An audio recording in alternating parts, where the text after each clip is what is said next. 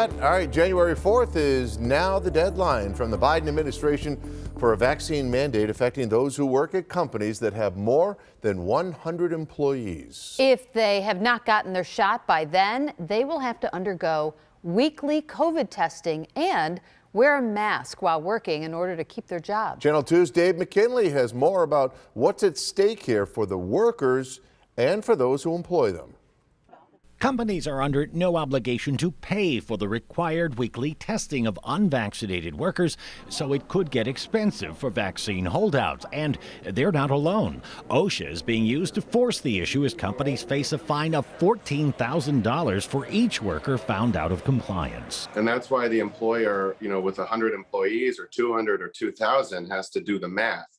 This can get very expensive very fast. Although with only 1,800 inspectors to oversee 8 million workplaces, it's likely OSHA will only be able to target businesses if a complaint is received. Here in Buffalo, the largest employers are the state and the federal government, and many of those workers are already under some form of vaccine mandate. The next largest group includes the area's healthcare systems, whose workers are already subject to state mandates.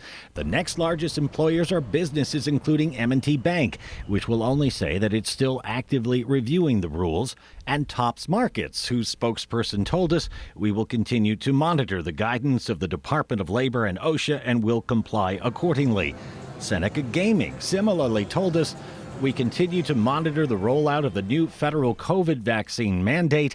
We've already incorporated our commitment to COVID-19 safety into our daily operations, as well as our ongoing recruitment and retention efforts."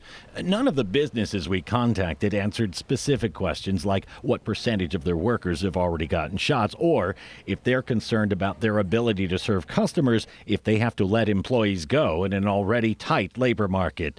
Attorneys general in more than 24 states meantime have indicated plans to challenge the mandates in court, arguing that only Congress can enact such sweeping requirements under emergency authority. By the way, we should tell you that part-time employees do count toward the number of total employees for that mandate. That's according to a bulletin sent out by the Buffalo-Niagara Partnership to its members today. It is chock full of good information, which is why you can find it as part of our expanded story on WGRZ.com. In the Information Center, Dave McKinley, Channel 2 News.